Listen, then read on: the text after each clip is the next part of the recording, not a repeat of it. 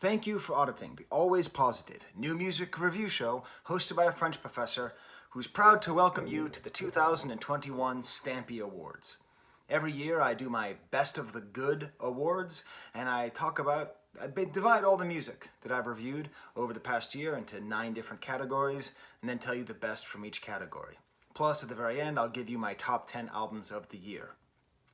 If you don't know where the term Stampy comes from, it used to be whenever I would say my favorite song from an album, I called them Sky's Stamps. I now call them homework. So it's kind of an outmoded thing from the history of my channel, but I like the name. I think we'll call them Stampy. And as we get going into this award show, let's address the elephant in the room, which is award shows are stupid.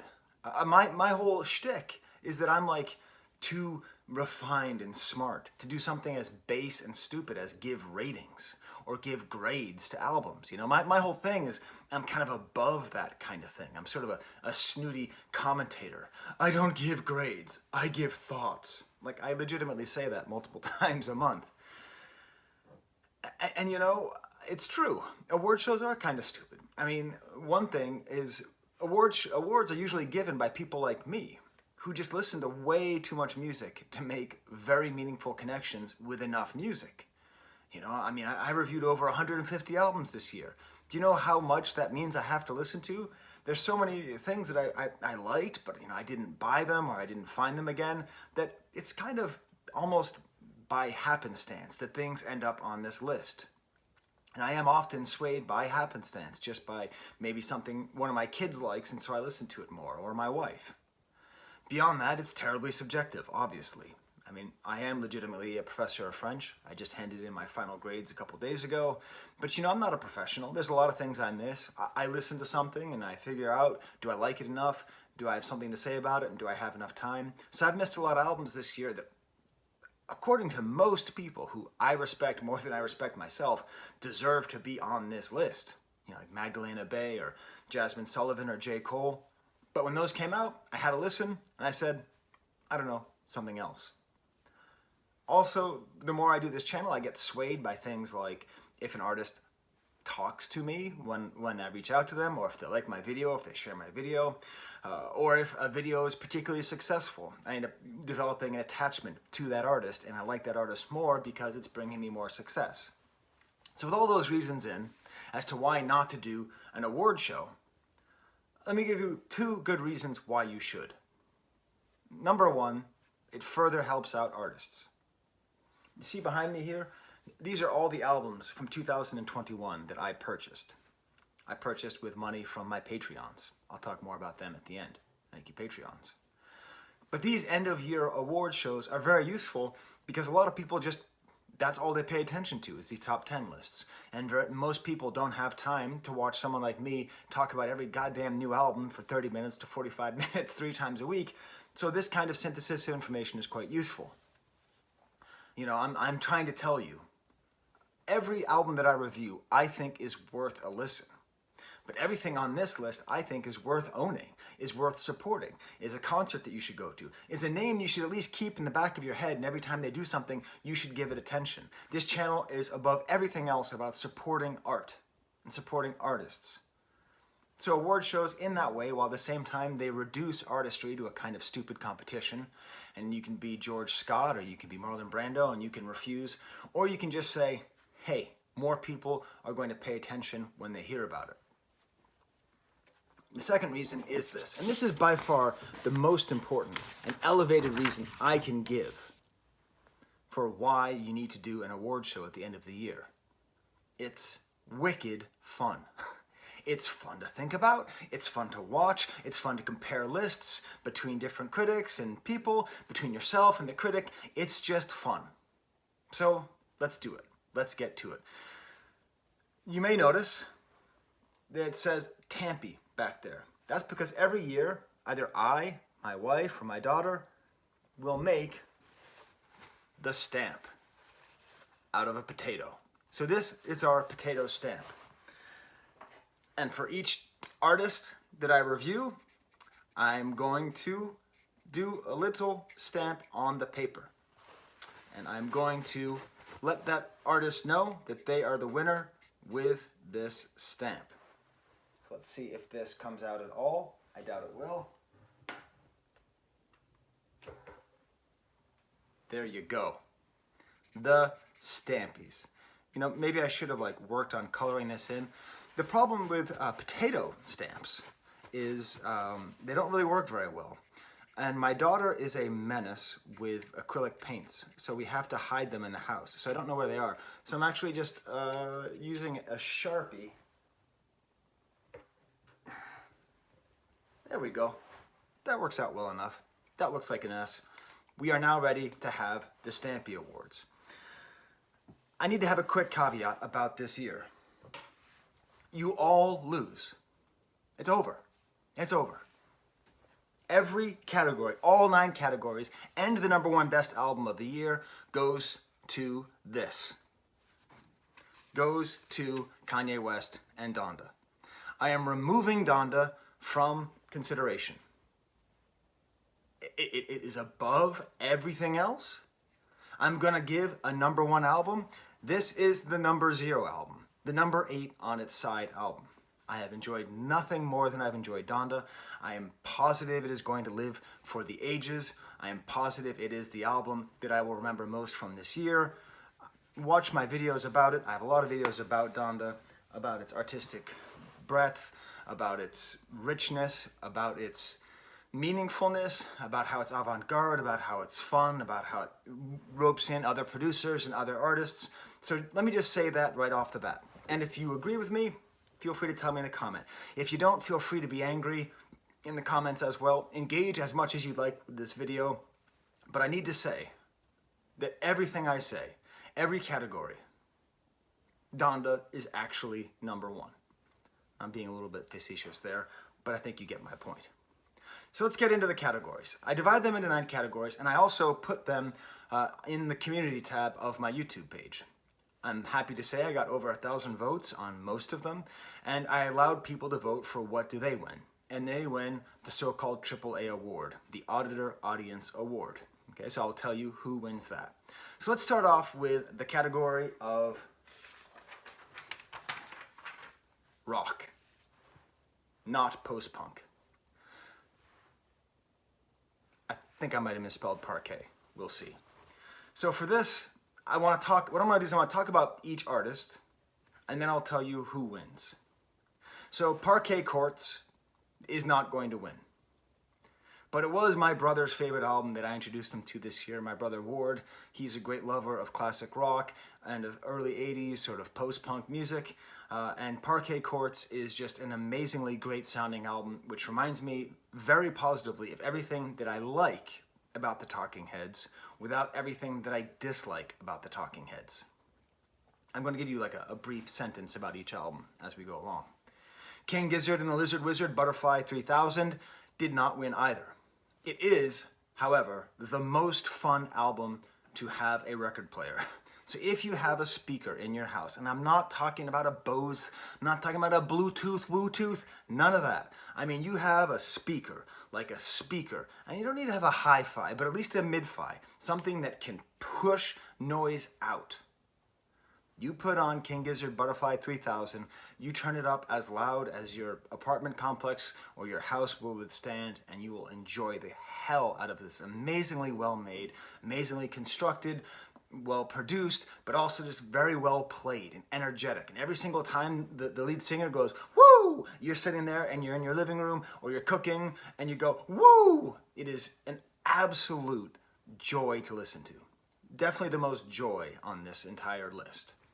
Weezer OK Human did not win. Not my award. It won the audience award with 40% of the vote. It almost won. It's an amazingly perfect album, and I would say it is the most likely to get a Grammy. It's my favorite thing that Weezer's ever done, and it definitely got me through COVID. I mean, through my quarantine in this house. But because I associate that album with being quarantined in my basement and being away from the woman that I love, it's not going to win. Like I said, these lists are arbitrary and stupid, and you shouldn't be watching. Neil Young is not going to win. That's the last review I did. I'm just happy to see Neil Young would even make it on this list, which means that Dijon does win. Dijon gets the stamp. Now, this is the thing about Dijon. Is it even really a rock album at all? I mean, isn't it kind of a soul album? Isn't it kind of a singer-songwriter album? Well, this is the thing. I classify it as rock because the thing it reminds me most of is the band, as in Bob Dylan's backing band. That's what Dijon reminds me of the most. And it has that kind of rough, raw, in your house, make music that also rocks. So, I should also mention, I bought Parquet Courts. It's a wonderful album, great album cover. I suggest, that's definitely a recommendation. I bought OK Human, a very fun album with a great album cover. And out of all these, this is the one you need to buy the most. You need to own Butterfly 3000 because it is just absolutely the most rockin' album you can have. Thanks again to my Patreons. I haven't purchased Dijon yet. I don't know where to buy it. This is one of my biggest issues with these days is it's too easy to find music that you love that you can't purchase. I love physical media. I'm an old fool from the old school. So that is maybe an issue I'm still struggling with. Next category. You know, I don't edit these, right? I don't have like little things. So I'm just going to be me saying next category. There's no like stupid stingers or anything. You see the stamp on Dijon? Okay. Non-English. Now this is really tough. There were a lot of also Rands in this category. L'Impératrice, I love their album. Moudou Mokhtar, I see on a lot of people's top 10 lists. Ultimately, I liked it a lot, but I thought it was a little bit overrated. I didn't think the songwriting was quite as good as people make it out to be. Kwekyu Smoke, Ghanaian rap, which I really liked quite a bit.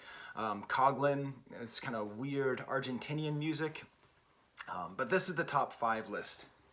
And of these, I was able to buy these two. More about those soon. Hubert Lenoir, Pictura de Ipsa, wins the Cruelest Packaging Award, that's for sure. It has like, I just got this the other day, like each album has like him saying what side it is, 1 and then 2 and then 3 and then 4, and the images are all lost in this transparent. And this is a fascinating, artful album that's based on the concept of cinéma direct, which is a style of cinema that was founded in Montreal or in Quebec, which is where he's from. It's very lo-fi, very agitating, but also very charming. Driss, Bug Tape, is a German rap album that taught me that you can rap in German. I was positive that you couldn't. I was totally wrong. La Femme Paradigme almost won. Oh crap, I have that album too. I'm telling you, Patreons are awesome. Very interesting, nice looking album as well. Cool. This is like when I was 22 and I was living in France. This was the kind of music that I wish existed when I lived in France. It's got kind of French cool, good production. It's very catchy, it's very well made. It feels kind of like a Western album quite often at times. Gonna skip A Lost Man and go to Hull with the album D-Track. D-Track with the album Hull, which I haven't even reviewed yet. I've just started listening to it. I'm going to be reviewing it. I know that it's good enough that it made it onto this list. It's all produced by Nicholas Craven, who's one of my favorite hip-hop producers right now, if not my current favorite hip-hop producer. He's an amazing producer out of Montreal.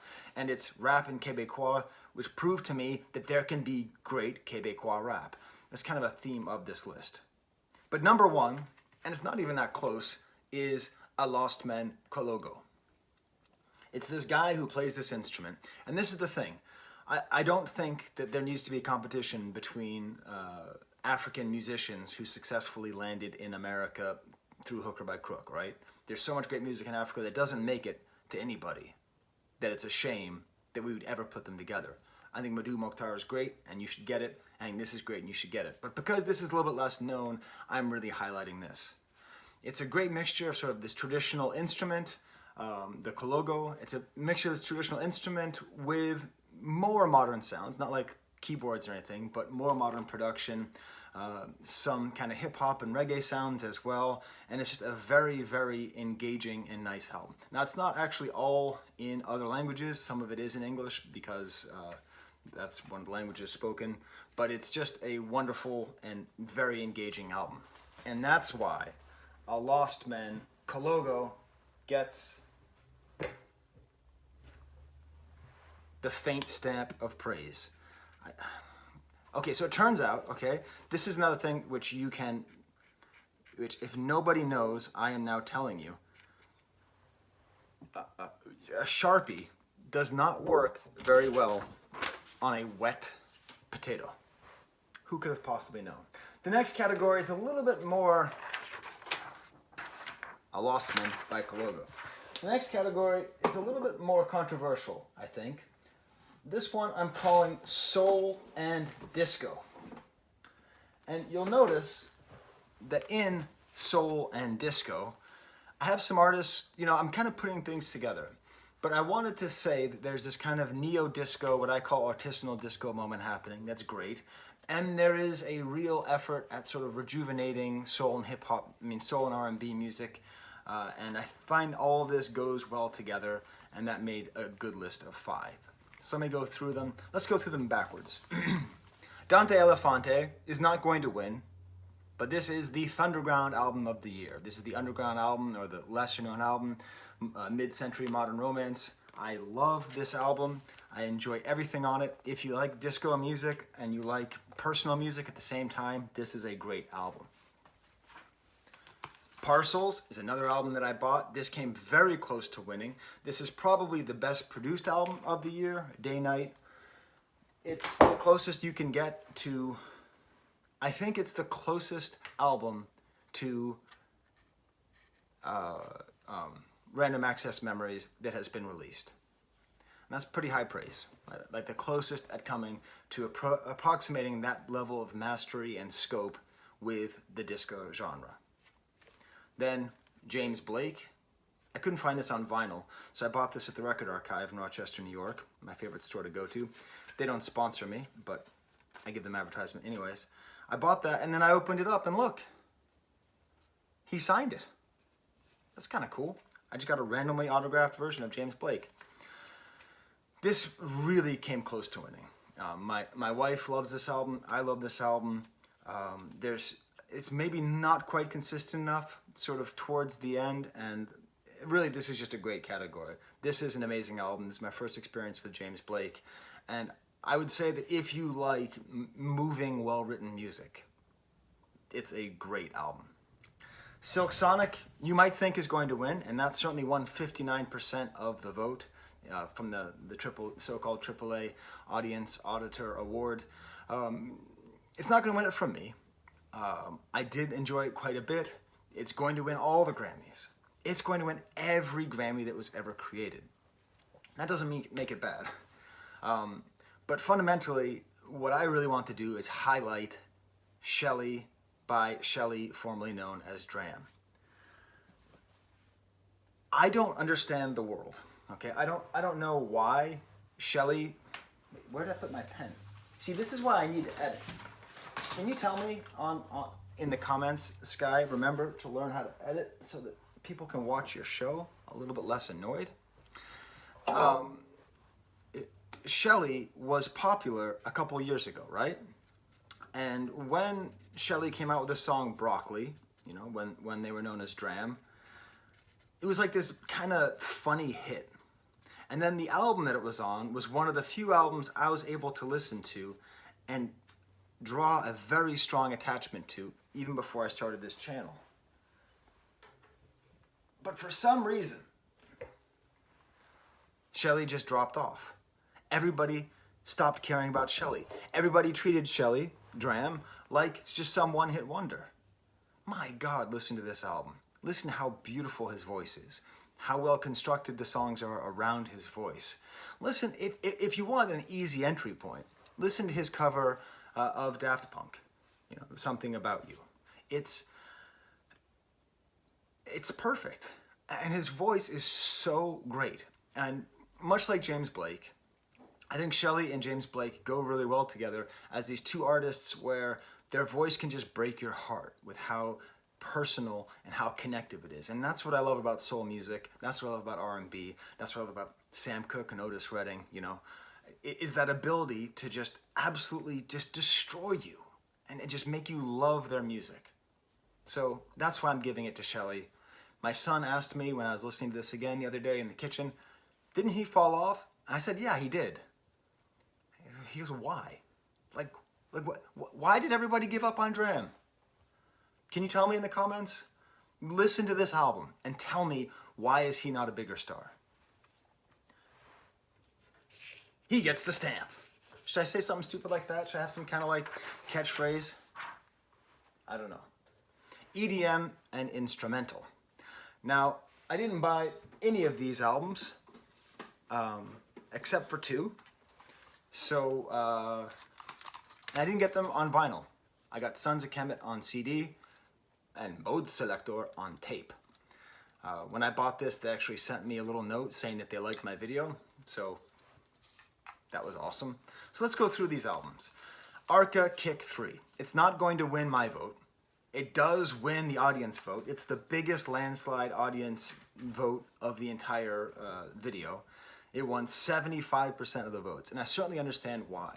And I think maybe if she had only released Arca 3, like just Kick 3, she would have won. But because I consider it to be more than an album, I consider it to be more of like a monumental piece of art, just like a, as I say in my video, a 12-story statue that you're supposed to worship. It's not quite the same thing as something that I would put in the same category as a great album. Although Kick 3 is an amazingly great album, and I would say the best follow-up to Yeezus that there has been. So, you know, Yeezus and Random Access Memories are two of my favorite albums, two of my top 5 probably favorite albums of all time. And that's why this year is so good. Just to circle back again to one of my primary themes, I started this channel because I wanted to answer the question to myself, is there any good music out there? And the answer is there's so much good music, I can barely even make these lists because so much stuff gets left out. So yes, there's lots of great music out there, and wow, Kick 3 is amazing, and it really does build on a lot of those themes and a lot of the strategies that she was teaching to Kanye when she helped to produce Yeezus. Sega Bodega is the artist I'm most looking forward to going forward. I really like this as a glitchy, disturbing EDM album. Tobacco, Effed Up Friends is the album I wish most that I had been able to purchase physically. It sold out like instantly, or it's one of those things where, you know, a lot of the stuff, like you have to be really quick on the ball. But as far as like just sort of straight down the middle electronic music, I loved it. Also, the video game YouTuber Arlo watched my video and commented on it, and I like Arlo's stuff, so that was like a weird, fun YouTube moment. So let me have a sip of coffee here. I have merch. Damn it! Smash the like bucket. Subscribe. Don't hit the notification bell because I make 3 to 4 videos a week, so I'm always out here for you. But I do have merch. It's going to be replacing this. It's a mug based on the Kafka poster behind me. It's a really cool mug, I think. It's going to be replacing that very soon once it comes in the mail. Then Mode Selector isn't going to win either. I love Mode Selector. They are my favorite electronic dance music group that is currently working, but that was kind of an assemblage of a bunch of things and didn't have quite the cohesion or the of their previous work, which leaves Sons of Kemet to win. Now that's a jazz album. I don't review jazz very often. It's probably not fair to put it in this category with all these other artists, but I'm going to do it anyway. If you haven't heard Sons of Kemet, you really need to. It's a great combination of, you know, the vocals and the lyrics are almost like a throwback to 70s international black consciousness. And then the music is this jazz that is rooted on the tuba. And that sounds bad, but it's really, really good. The drumming is excellent, and apparently the drummer is now working with Johnny Greenwood and Tom York of Radiohead to make not Radiohead music. So that should be interesting. So, Sons of Kemet, Black to the Future, you get the stamp, the somewhat faint stamp of approval as EDM electronic album of the year. Sons of Kemet. Okay, yeah, next year I'll get an actual stamp pad. How about that, Sky? Pop. What a weird category where so many things could go into it. I don't know. I only bought one album, and that was Happier Than Ever. I bought it because, you know, my daughter loves Billie Eilish. We're going to go see her in concert. Look forward to my concert review when that comes out. But the rest, I probably, interestingly enough, let me tell you some of these albums that I would have purchased. I would have purchased Lil Nas X's Montero, except it didn't come out on vinyl. I really enjoyed it. I think it's great pop. I think it's great rap. I think he's a great force in modern music, not just for his intersectional representation, but for his talent and for his ability to write pop songs and rap songs and be a sort of figure, sort of a real trailblazer in this destruction of all genres, making lists like this kind of silly. I almost bought Olivia Rodrigo's Sour, which, as far as like a pure pop album, is probably the best. But my daughter told me that she would be made fun of if she bought Olivia Rodrigo, even though she told me to get into Olivia Rodrigo. So I don't know. I think Olivia Rodrigo, that album is shockingly good. Like from track to track to track to track, there isn't a bad song on Olivia Rodrigo's album. And there's all those standout songs that you know that are hits.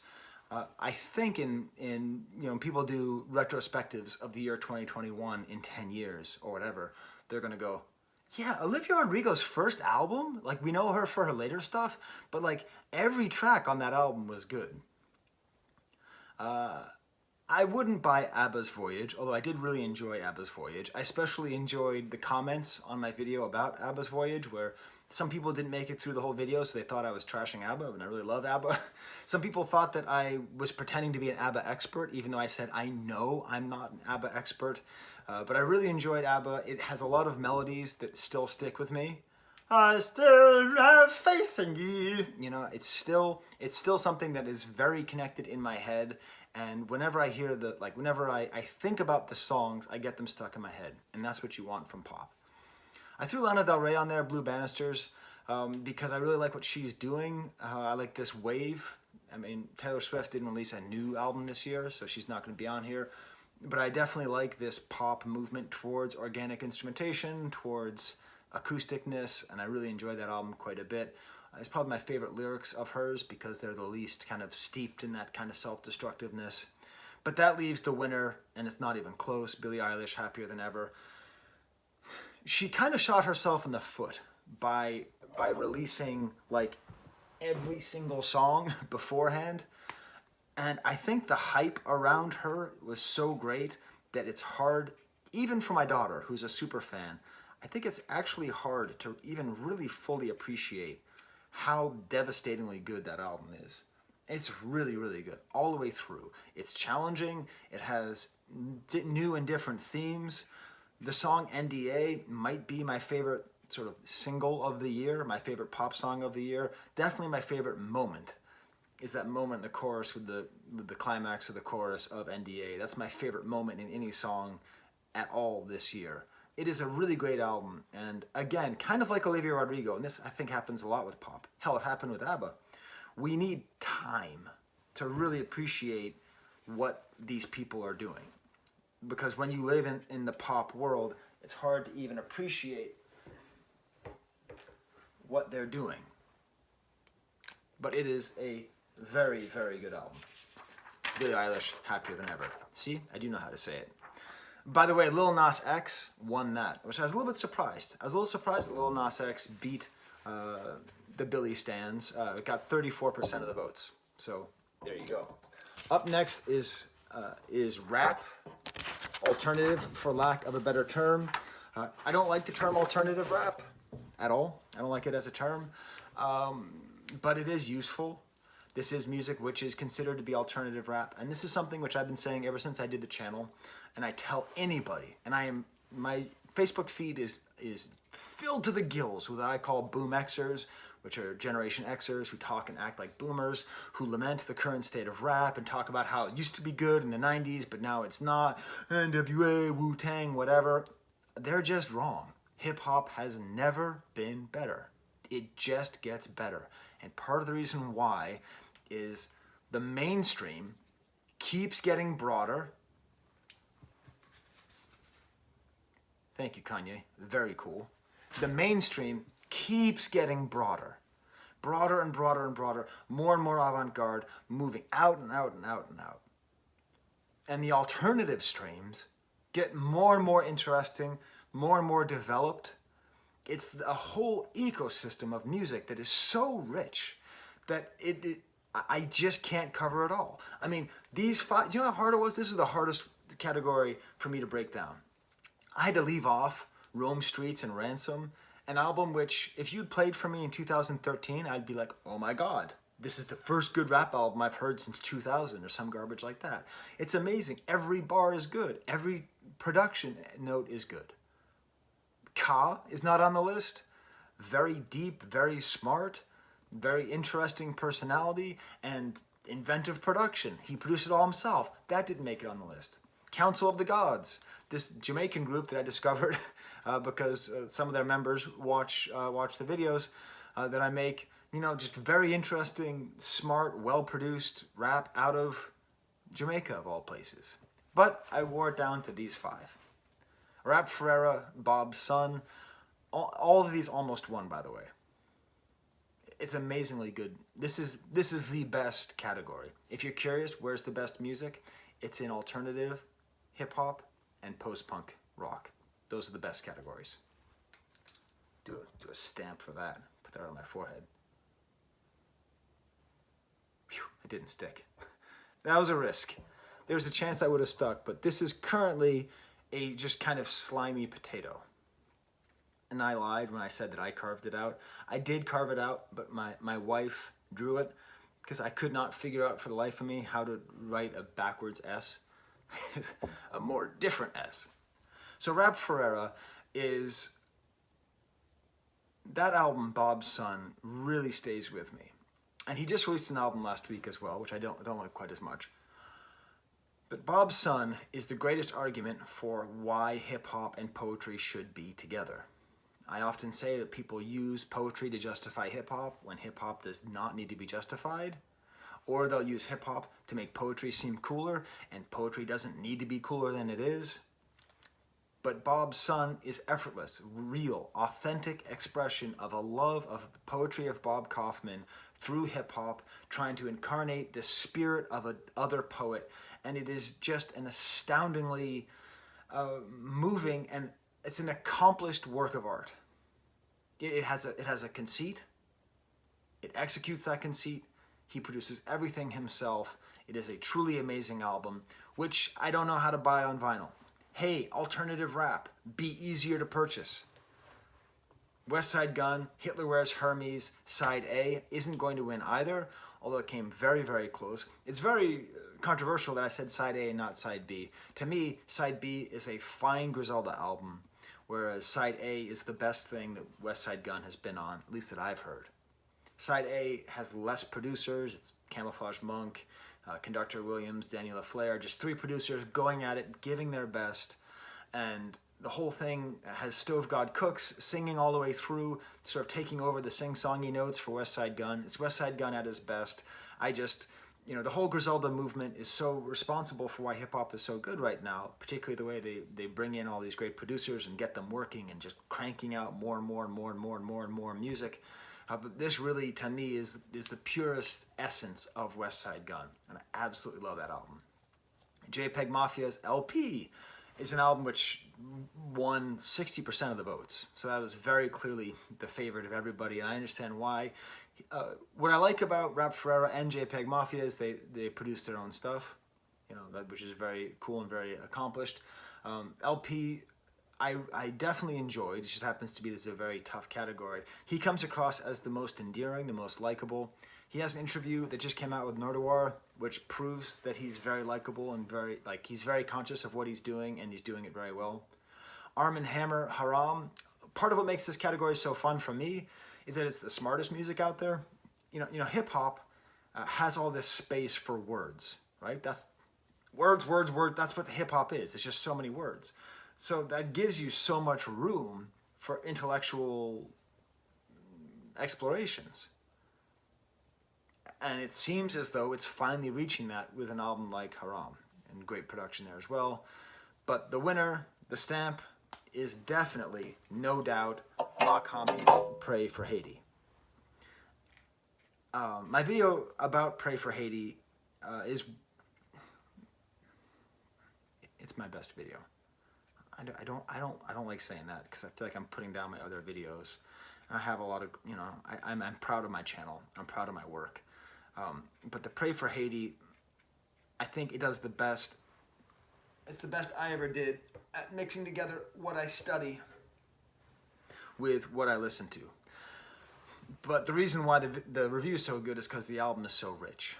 It's everything that I want from a hip-hop album. It's alternative, but it's not preachy about being alternative. It's a little bit of like crime talk and street talk. It's a little bit intellectual study of the nature of inequality. It's a lot about the Haitian diaspora and about the importance of Haiti, of Haitians in America. It's so many things all at once.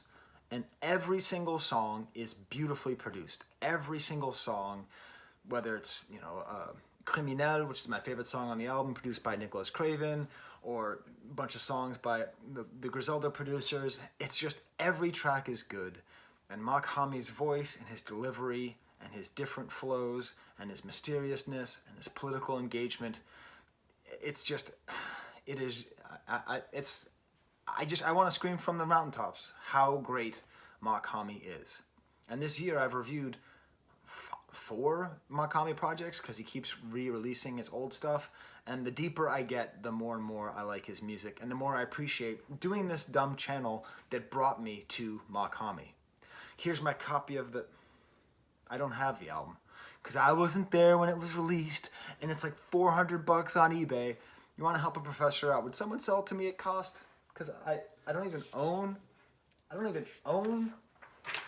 any of these albums, and these are like my favorite albums of the year. I do have West Side Gun that's coming in the mail. I did manage to get there when that released.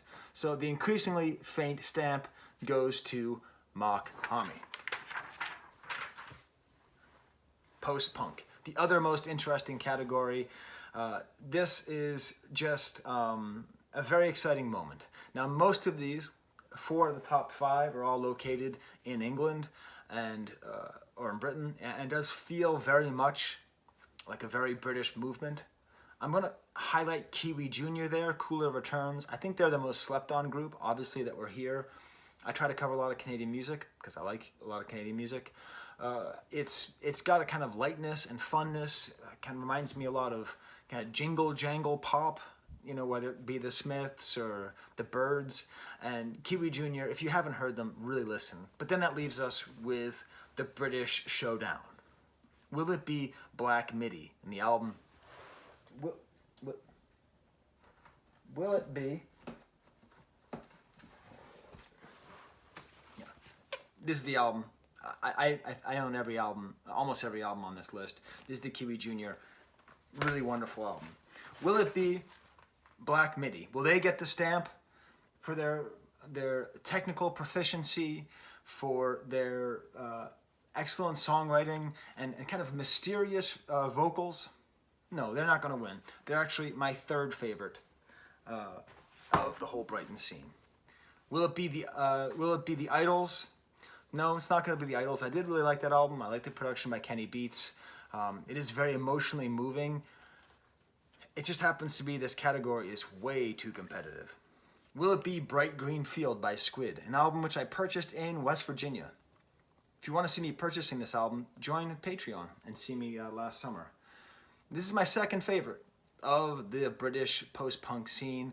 I feel it has a lot more of a personal feel than some of the other artists. I really enjoy the vocalists here. I mean, part of the hallmarks of this post-punk scene is a kind of a lack of emphasis on the rock star or on the singer. But I really like the singer on here. But it's not particularly close. And with 40% of the vote, Black Country New Road also won the Audience Award. And it is it's crazy because everything I've heard from their new album makes me realize that this is actually not the best that they can be. So it's hard to give the best album of the year to a band who has shown me that they're about to get better. You know, this would be like giving an award to Led Zeppelin 1 and you've just heard Led Zeppelin 2. I compare them a lot to Led Zeppelin. I do. I think it's a good point. But this album, all the way through, it's everything that I like about post-punk, the coolness, the insouciance, the disaffectedness, the commentary on society, the guitar, but it's also a lot of things that I'm not expecting. Very brave production all the way throughout. A lot of the technical proficiency that we see in Black Midi, but to me, it's a little bit less precious. It's a little bit more heartfelt. So, Black Country New Road, you get the stamp and the so-called AAA award from the auditors. Very, very good album. I keep telling everybody about it. Maybe they'll hear. Oh my God, I'm making such a mess in here. My wife hates it when I do these year-end videos because first of all, it's all I talk about for like a week. And then I just completely destroy our entire house. Major label rap, I don't know how to do this, but this is further evidence of why hip-hop is so good right now. All 5 of these albums are amazing. Tyler, the Creator, won 59% of the vote. It's the most voted. It won by a landslide from the audience. It's fighting to be my #1. It is currently, as of recording, my #1 non-Balashevich video.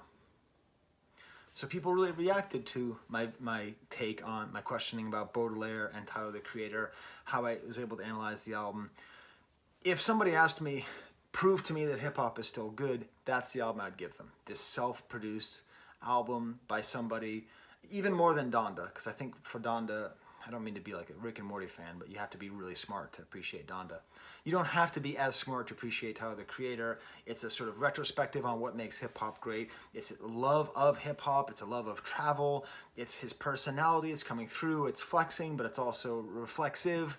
Call Me If You Get Lost. It is everything that people say. It really is. And when it wins the Grammy, it will deserve it. And I think we should just say that we live in this great moment where we can have artists like Kanye and Tyler, the Creator at the same time. Baby Keem, The Melodic Blue. So Baby Keem is going to win this category probably with his next album. This album has some of my favorite moments of the year. I mean, definitely the interactions between him and his cousin, Kendrick Lamar. How the hell do you put out a song where you are up with Kendrick Lamar and you're on par with him? Like the interplay between them is so great. So Baby Keem is, the rookie of the year. He's very clearly very promising. Lyrically, it was a little too dependent on just sort of like random misogyny to really make it a top here. Oralson, Oralsan. Every time I pronounce it the way I want to pronounce it, French people tell me I should pronounce it like not the way you'd think you pronounce it. Oralsan, Civilisation. As a French professor, I'm just thankful that this album exists. He raps very clearly. It's very on the nose politically about this moment, but it's also very well produced and a great example of the continuing tradition of the great eras of French hip-hop. We're able to be both sort of relevant with the kids while also being a good social commentary. I got a lot of hate for putting Juice WRLD on here, but y'all can fight me as much as you want. Juice WRLD is amazing. He's better than his imitators. He's better than the people who came before him. He's better than all the other people who died young. He was just a really engaging and talented guy. He just really was. And I don't care how much I disagree with him or how dangerous he is or how much he encourages people to do, bad things. That's not the role of an artist. An artist isn't a parent. An artist's role is to make good art. And even with this apparent cash grab, I think Juice WRLD is great. Which leaves the winner.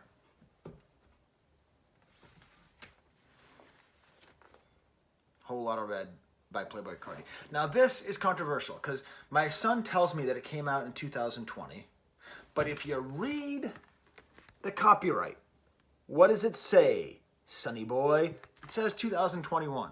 And I reviewed this in 2021. But apparently it came out. I don't know when it came out. This is not the... This is the major label rap album of the year, obviously besides Donda, over Tyler, the Creator, not because it's better, but just because of it is the purest expression of what it is. It is this movement in music and hip-hop towards something that approximates anti-music. It is also the hyper-pop album of the year, in addition to being the punk album of the year, in addition to being the major rap label album of the year. In the same way that the genres are being destroyed by other artists, they're also being destroyed by Playboi Carti. And I lied just before I recorded my concert review of the Playboi Carti concert past Tyler, the Creator. So I'm also going to give it to him for that arbitrary reason. But Whole Lot of Red, when it came out, my son didn't like it. My son is a big Playboi Carti fan. And a lot of people told me it was trash on Twitter and all that stuff. Not a lot of people. I don't pay that much attention to social media, but I picked up that people said it was bad. And I said on my video that in time, people will come around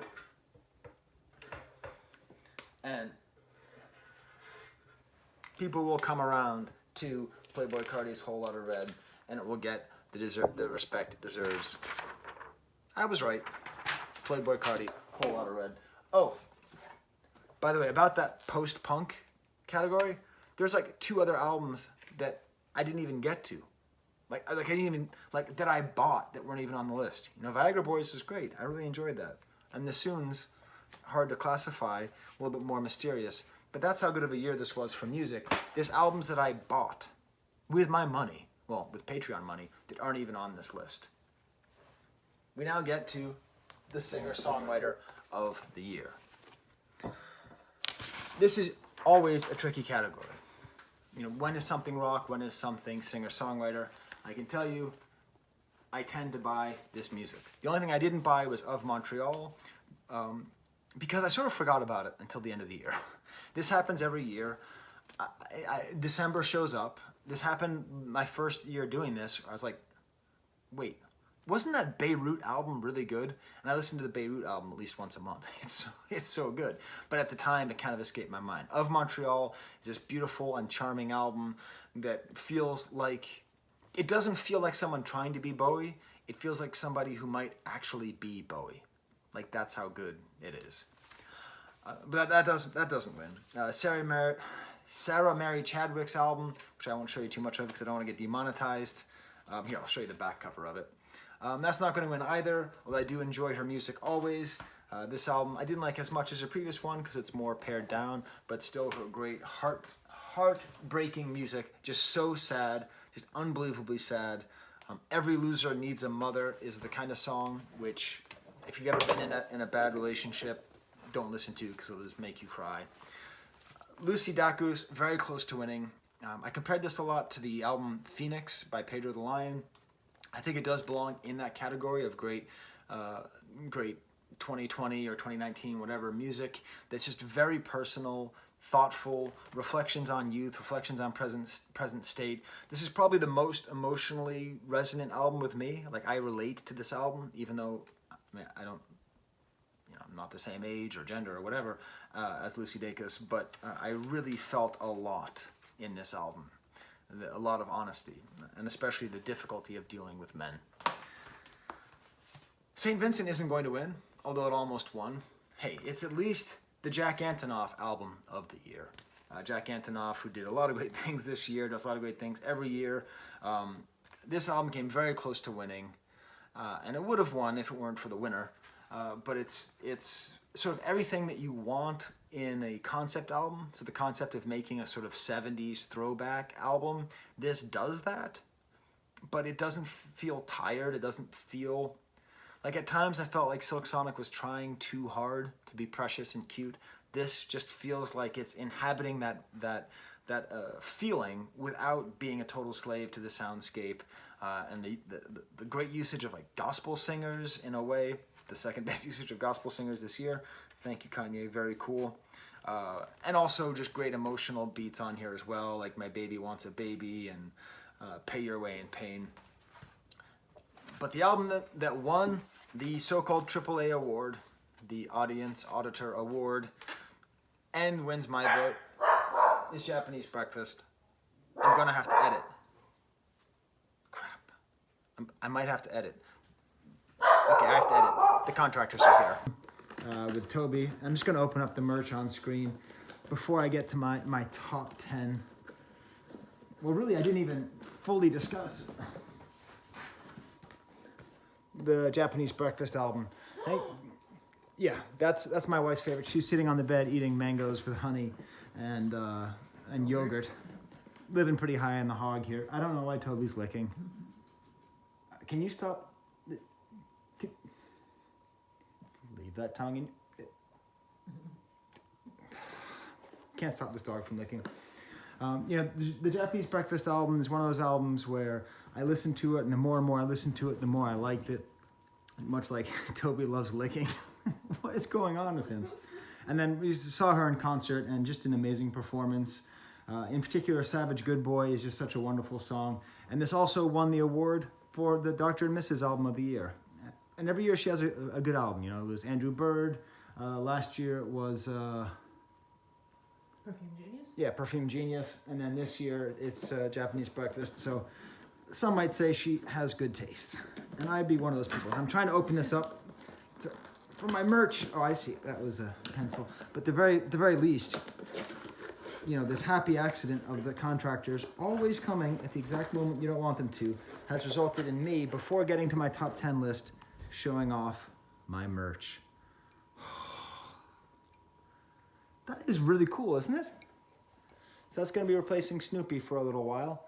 Soon we're going to have a kitchen to put it in. Yes, soon we'll have an actual kitchen. See, it's got my new logo there.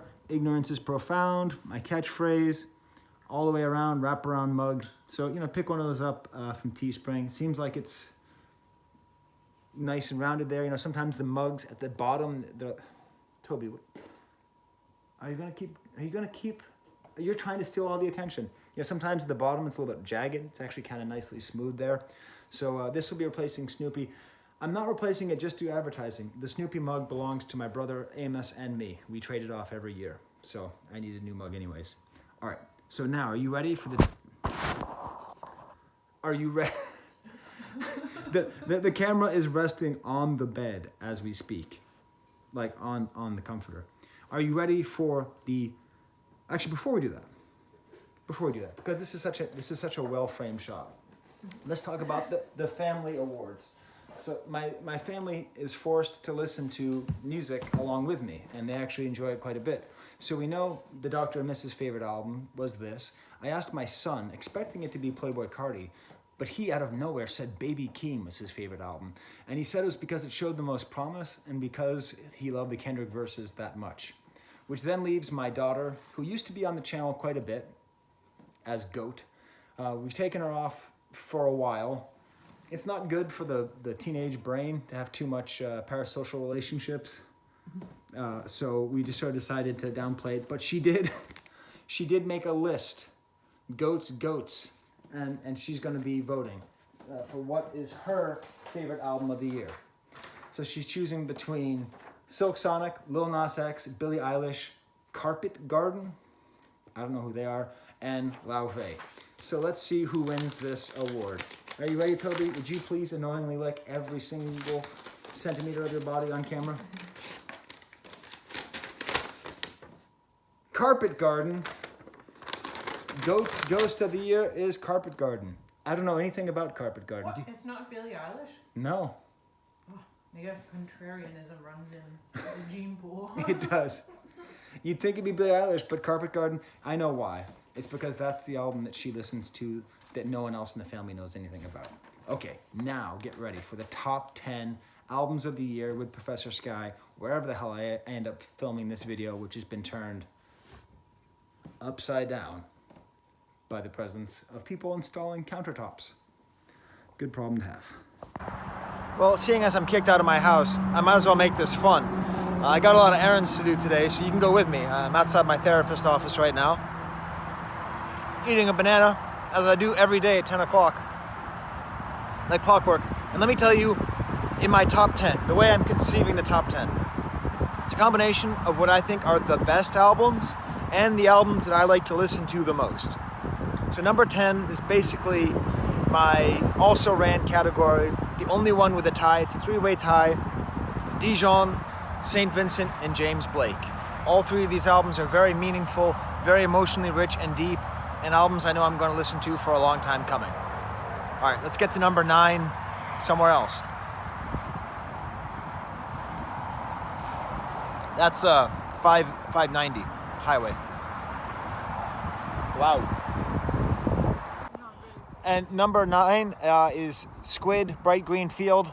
I love listening to Squid. I love listening to all this new music, this new post-punk, and that's why I'm going with it. Like, it's, you know, it may not be necessarily the best, but as far as music to listen to that I enjoy in the house, that's number 9.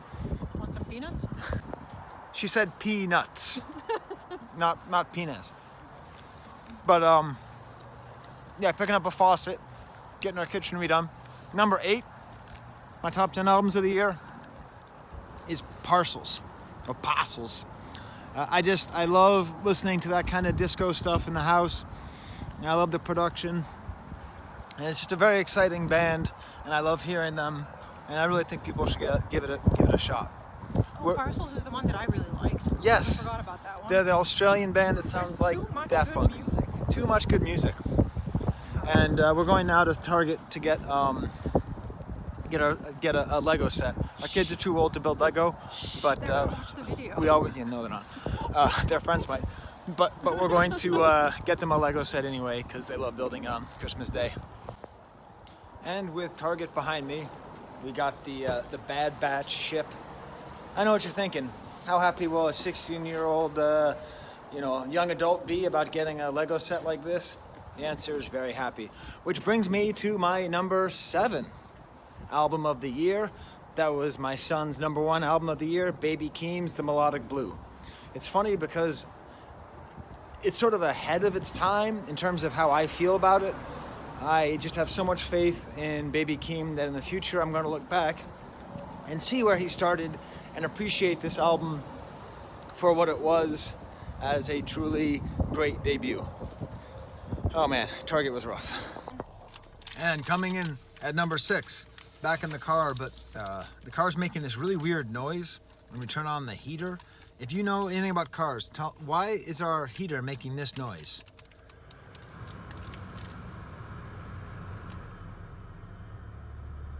Weird, right? Turn it off, please. So number 6 is going to be Lucy Dacus, Home Video. In particular, the first side of that album. It's gorgeous to listen to, very emotional, very meaningful. And number 5 will be coming up. Hey, I'm back home. The counters are in, looks good. The contractors are coming back in a second. They're on their lunch break. So let's finish up this video before I have to do even more editing. So, we are now at number 5. Number 5 is going to go to Billie Eilish, Happier Than Ever. I love this album. I think it's great growth, and I think it is filled with great moments. Number 4 might be bizarre to you.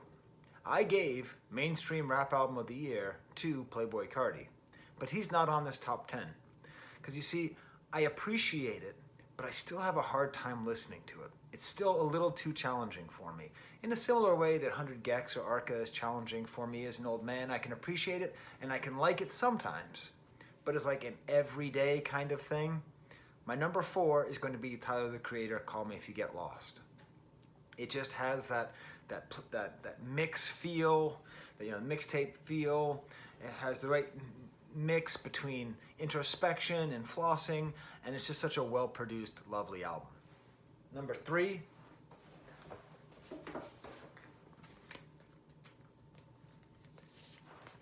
Japanese Breakfast. If you don't know, Japanese Breakfast also wrote a book. Got an autographed copy at her concert. It's a very good book, a little harrowing. My mom died 5 years ago and I'm still recovering from it. And the book is all about her mom dying, so it's a little bit too much. But Jubilee, wonderful album. Number 2, album of the year, Black Country, New Road for the first time. Really enjoy so much about this. It's got the right level of complexity and heart. And number 1, my number 1 non-Donda album of the year, Mock Homie is an icon, end quote. Pray for Haiti. It's got everything I love in a rap album. It makes me happy for the future. It makes me happy for the present. So there's my top 10.